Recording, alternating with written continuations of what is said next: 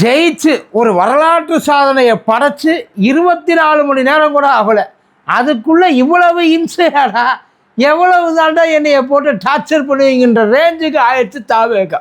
ஏன்னா கொஞ்ச நேரம் நிம்மதியாக இருக்கிறதுக்கு விட மாட்டேன்ட்டாங்க. அந்த 108 ஜெயிச்ச அந்த ஒரு சந்தோஷம், அந்த சந்தோஷம் அன்னைக்கு நைட்டு தாங்குச்சு. அடுத்த நாள்லேருந்து வாங்குன்னு வாங்கிக்கிட்டு இருக்காங்க. ஆசையாக தூக்கிட்டு போய் நம்ம அருளையக்கார் இருக்கார் இல்லையா, அதாவது நம்ம இவர் ஆளுநர் அருளையக்கார் இருக்கார் இல்லையா, அவர்கிட்ட போய் ஐயா நாங்கள் ஆட்சி அமைக்கிறோம். அதாவது நான் பொறுத்து பார்த்து நீ என்னை கூப்பிட மாட்டேன்ட்டேன். ஊரே என்னையை பற்றி பேசிக்கிட்டு இருக்கு, ஆனால் என்னையே உனக்கு மட்டும் கண்ணு தெரியாமல் உட்காந்துருக்க. அதனால் நானே நேரடியாக கிளம்பி வந்துட்டேன். எனக்கு பதவி பிரமாணம் செஞ்சு வைங்க. அதாவது முதலமைச்சராக என்னை ஆக்குங்க, என்னை அமைச்சரவை இது பண்ண விடுங்க, ஆட்சியை அமைக்க விடுங்க, நாங்கள் தயாராக இருக்கோம். தமிழ்நாட்டை இன்னையிலேருந்து, அதாவது இனிமேல் ஒரு நிமிஷம் கூட தாமதிக்க முடியாது, சீக்கிரம் பண்ண. ஆக்சுவலி அது முறை. ஏன்னா ஒரு சிங்கிள் லார்ஜஸ்ட் பார்ட்டியை, அது பெரும்பான்மையாக இருந்துச்சுன்னா பிரச்சனையே கிடையாது. ஒருவேளை பெரும்பான்மை இல்லாத பட்சத்தில் ஒரு சிங்கிள் லார்ஜஸ்ட் பார்ட்டி கண்டிப்பாக அவரை தான் கூப்பிட்டே ஆகணும். ஆளுநர் ஆட்டோமேட்டிக், அதுதான் ஆளுநரோட வேலை. வேறு எந்த பெரிய சுமை தூக்குறது, சுமை இறக்குறது, இல்லை போயிட்டு ஓட்டு ஒழுங்காக விழுந்திருக்கா, சனநாயகம் ஒழுங்காக காப்பாற்றப்பட்டிருக்கா, அதை பற்றிலாம் அவருக்கு கவலையே வேண்டாம்.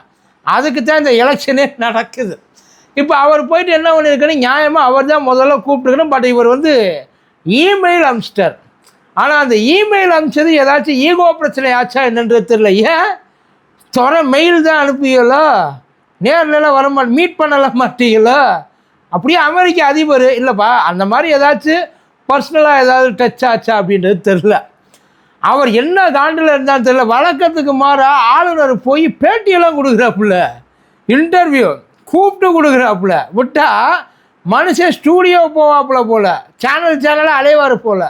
நான் ஏன் தமிழ்நாட்டுக்கு, அதாவது இப்போ விஜயை முதலமைச்சர் ஆக்காமல் உட்கார்ந்துருக்குறேன், ஏன் அந்த இடத்துல ஆட்சி அமைக்கிறது எனக்கு புரியலை.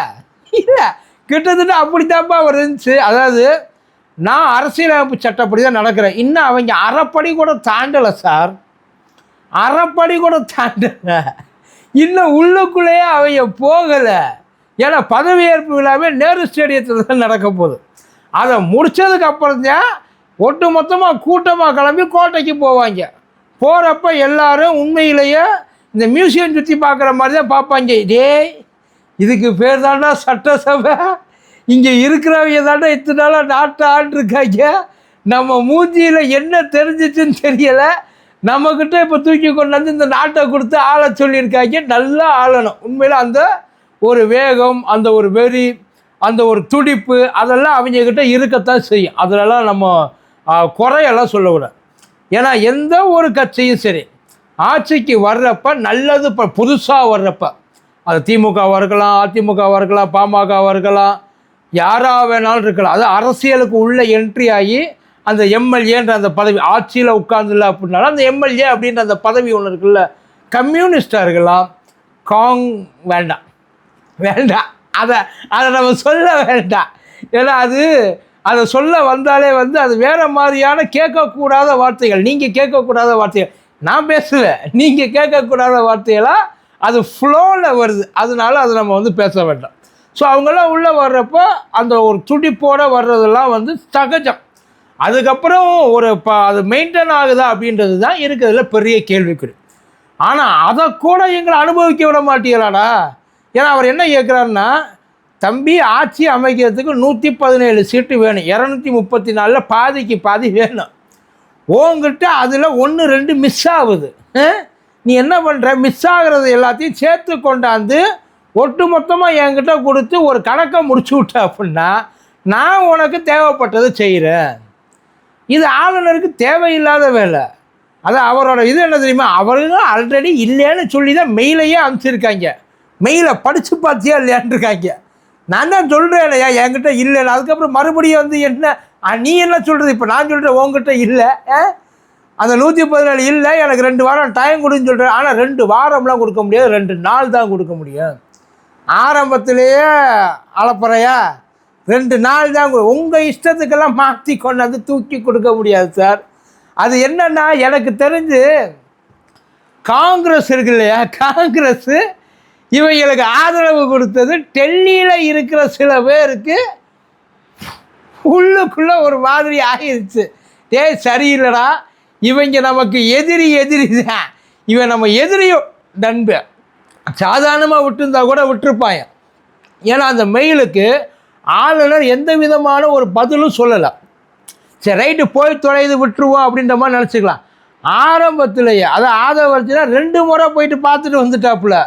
சார் கொஞ்சம் ஏதாச்சும் மனசு தயவு பண்ணுங்க சார், இந்த 5 பேரை தேர்த்ததுக்குள்ளேயே எங்களுக்கு ஆளுக்கு பாதி கிட்டி சேர்ந்து போச்சு. இன்னும் 6 பேரை தேர்க்கிறதுனா நுரையீரல் அது இதுன்னு எல்லாமே கெட்டு போயிடும். நான் எதை வச்சு அதுக்கப்புறம் ஆட்சியை பண்ணுறது?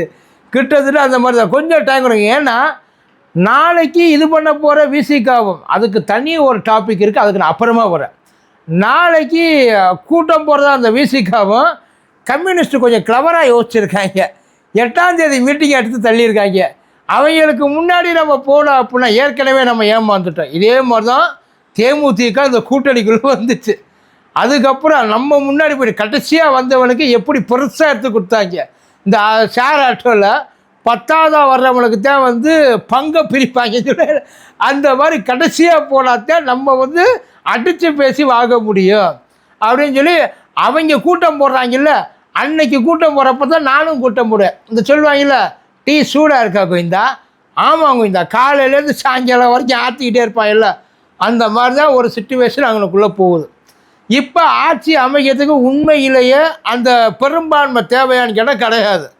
ஏன் இங்கே நீ என்னை கொண்டு உள்ளே உட்கார வை, ஒருவேளை நான் சொன்ன மாதிரி நடந்துக்கலாம் அப்படின்னா நீ எல்லாம் என்னை வெளியில் துரத்தெல்லாம் வேண்டாம், நானே எந்திரிச்சு வெளில போயிடுவேன், கடைச்சிருவாங்க.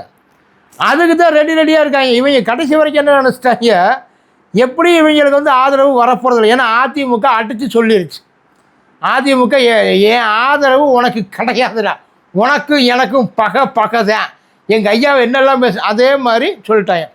திமுகட்ட போய் நிற்க முடியாது. ஏன்னா திமுக இது அரசியல் எதிரி. நாம் பேசுகிறது பூரா அவனைத்தான், அவனை வச்சு தான் நம்ம இப்போ இந்த இடத்துக்கே வந்திருக்கான். இப்போ கோச்சிக்காதீங்க, ஏதாச்சும் கொஞ்சம் பார்த்து ஹெல்ப் பண்ணுங்கன்னு கேட்டால் பண்ணாலும் பண்ணலாம், ஆனால் போய் கேட்க முடியாது. அதிமுகக்கிட்டே கேட்க முடியாதுன்றப்ப திமுகட்ட போயிட்டு என்னத்தை கேட்க முடியும்? ஒன்றும் பண்ண முடியாது. ஸோ பேலன்ஸ் இருக்க கட்சிகளை வச்சு தான் மெயின்டைன் பண்ணணும். இதில் பாமக பெரிய பாமா தூக்கி போட்டிருக்கு தாவேக்காவுக்குள்ள. இது துணை முதலமைச்சரா? நீ எல்லாம் ஓரமாக உட்கார்ந்துருக்க வேண்டிய சட்டசபையில் நீ முன்னாடி எனக்கு சரிசமமாக உட்கார் இல்லைப்பா அவங்களுக்கு. அப்போ 108 ஜெயிச்சிருக்கேன்டா. அந்த 108ல் இப்போ 1 போச்சு. அந்த 1க்கு பதிலாக இன்னொன்று யார் நிற்க போகிறான்றது தெரியும். சகா ஏஸ் நிற்க போகிறான்றாங்க. ஆப்போசிட்டில் வேறு யார் நிற்க போகிறான்றது தெரியல. யார் நின்னாலும் அந்த இடத்துல செய்கிறது. அதாவது தமிழ்நாடு எதிர்பாராத ஒரு தோல்வியை தழுவிய ஐயா மு.க. ஸ்டாலினே நின்னாலும் இந்த நேரத்தில் திருச்சி கிழக்கில் நிற்கிறது ரொம்ப ரிஸ்கான ஒரு விஷயம் வைங்கள. So 108ன்றது confirm. அந்த 108ல் எந்த விதமான மாற்றமும் வராது. ஸோ 108 + ஒரு 5 113ன்றதும் கன்ஃபார்ம். ஆனால் 113 தாண்டி இந்த பக்கம் எக்ஸ்ட்ரா இன்னும் ஒரு 4 மினிமம் 4 உள்ள ஒரு 6 வந்தாலும் ஓகே. இப்போ அந்த 6 4 எங்கே போகிறது? கரெக்டாக 4 வரும், அது கரெக்டாக 6 வரும். கம்யூனிஸ்ட் 4, அந்த 2 கம்யூனிஸ்ட் 4, இந்த பக்கம் விசிக ஒரு 2 6. ஸோ 113 + ஒரு 6 119 பர்ஃபெக்ட் மேட்ச்சு. அதாவது எப்படின்னா செஸ்ட்டு மிஷின் இந்த கடைசி நேரத்தில் கொண்டு போய் எந்நேரமும் அதை வென்டிலேட்டரில் வச்சுருக்கிற பாடி மாதிரி தான். அது ரொம்ப ரிஸ்கான ஒரு விஷயம். எப்போ வேணாலும் எதையும் பகச்சிக்க முடியாது. சடனாக போயிட்டு இன்னொரு ஆள்கிட்ட போய் சேரவும் முடியாது. அந்த கூட்டணி அப்படின்றது அது எவ்வளவு இம்பேக்டாக ரொம்ப இன்டாக்டாக இருக்குது அப்படின்றது அது உள்ளே போயிட்டு அதை அமைச்சதுக்கு அப்புறம் அவங்க பேச்சுவார்த்தையெல்லாம் முடித்ததுக்கு அப்புறம் தான் தெரியும். ஏன்னா இப்போ காங்கிரஸ் செல்வ பெருந்தகை பேசாத பேச்சு இல்லை, விசிக பேசாத பேச்சு இல்லை, திருமாவளவன் அண்ணன் பேசாத பேச்சு இல்லை, கம்யூனிஸ்ட்டு கழுவி ஊற்றாத ஊற்றுலன்னு அவங்களாம் நினச்சி கூட பார்த்துருக்க மாட்டேன். ஆனால் இப்போ கம்யூனிஸ்டோட நிலைமை இந்தியாவில் எந்த மாநிலத்திலையும் கம்யூனிஸ்ட்டு ஆள முடியாத ஒரு சூழ்நிலையில் எதிர்கட்சியாக தான் உட்கார்ந்துருக்கு. அதுவும் கேரளாவில் மட்டும். இப்போ இந்த கம்யூனிஸ்ட்டுக்கு 2 போகிற இடத்துல ஒரு மந்திரி பதவியாவது கிடைக்கும். அமைச்சரவையில் கொஞ்ச நாள் இடம் கிடைக்கும் அப்படின்ற ஒரு சின்ன நம்பிக்கை. தமிழ்நாட்டில் கம்யூனிஸ்ட்டு அமைச்சரவைக்குள்ளே யோசிச்சு பாருங்கள், இப்படி ஒரு வாய்ப்பு. கம்யூனிஸ்ட் அதாவது உண்மையில் அது விசிகா போகிறதெல்லாம் தப்பு இல்லை, காங்கிரஸ் போகிறதுலேயும் தப்பு இல்லை. ஏன்னா எவன் கொடுப்பான்? இப்போ வேறு வழி இல்லை. ஒரு வேளை காங்கிரஸ் ஆரம்பத்திலே போயிருந்தால் இந்த பிரச்சனையெல்லாம் கிடையாது. ஆனால் இப்போ போனது தான் இப்போ எல்லாருக்கும் ஒரு மாதிரி. ஆரம்பத்தில் போயிருந்தால் ஜென்யூன், அதாவது அவங்க என்னப்பா அவங்க எதுவும் ஒன்று ஏமாற்றிட்டு இந்த கூட்டணி வேண்டாம், எனக்கு அந்த கூட்டணி நல்லா இருக்குன்னு போயிட்டாங்க. பட் அது எதுவுமே இப்போ கிடையாது. ஆனால் நான் இதுக்கெல்லாம் ஒத்துக்கவே மாட்டேன். என் வழி தனி வழி, ஆளுநர் அந்த வழியில் தான் நீங்கள்லாம் வரணும். உங்களை நான் நீங்கள் புதிய கட்சி இல்லையா, அதனால தான் நான் உங்களை புதிய பாதையில் கூட்டிகிட்டு போகிறேன் அப்படின்னு சொல்லி ஏமாற்றிக்கிட்டு அட்டம் பிடிச்சிட்டு உட்காந்துருக்காப்புல. நாளைக்கு 11:30 மணிக்கு பதவி ஏற்றே ஆகணும் அப்படின்னு சொல்லி அங்கே இருக்கிறவங்க இருக்கிறாங்க. அதாவது தாவேகா பெரிய பிரம்மாண்ட விழாவா தமிழ்நாட்டுக்கு முதல்ல தேர்தல் வந்துச்சு இல்லையா, 1952 நினைக்கிறேன். அந்த தேர்தலை எப்படி வெற்றி கொண்டாட்டமாக கொண்டாடணுமோ அதே மாதிரி தளபதியோட தலைமையில் இந்த தமிழ்நாடு அரசை பெரிய கொண்டாட்டமாக நம்ம கொண்டாடணும் அப்படின்றதுல அவங்க எல்லாரும் ரொம்ப உறுதியாக இருக்கிறாங்க.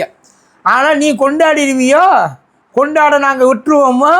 ரூல்ஸ் இருக்கு, ரூல்ஸு படி நடக்காட்டி கோ அப்படின்ற மாதிரி சொல்லியிருக்காங்க. பட் ஆனால் இங்கே ஆளுநர் மாளிகையில் அதை நிரூபிக்க வேண்டிய அவசியம் கிடையாது. ஆரம்பத்தில் கொண்டு போகும்போதே அந்த அவசியம் கிடையாது. அவர் தாராளமாக டைம் கொடுக்கலாம். ஆளுநருக்கு அந்த ரைட்ஸ் இருக்குது,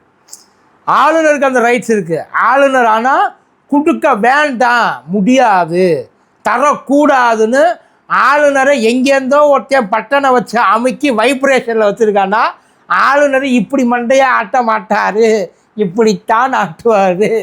அது அவருக்கு கொடுக்கப்பட்ட அந்த உத்தரவு, கமாண்டு.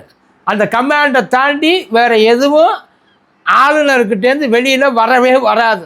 எனக்கு தெரிஞ்ச ஆளுநர் நான் இருந்தால் தானே என்னை பதவி ஏற்க சொல்லி என்னை ப்ரெஷர் பண்ணுவீங்க. நான் நாளைக்கு விடிய காலையில் பஸ்ஸில் கிளம்பி கேரளா போயிடுறேன்டா, ஃப்ளைட்டை பிடிச்சி முடிஞ்சால் என்னை அங்கே வந்து வரக்கடா எல்லோரும். ஆனால் அங்கே போனாலும் ஒன்று இருக்குது, காங்கிரஸ் ஒன்று இருக்குது. பார்ப்போம் என்ன பண்ணுறாங்கன்னு பொறுத்து. பதவி ஏற்பாங்களா மாட்டாங்களா, திக்குன்னே வச்சுருக்குறாங்க சார் ஒரு நாள்.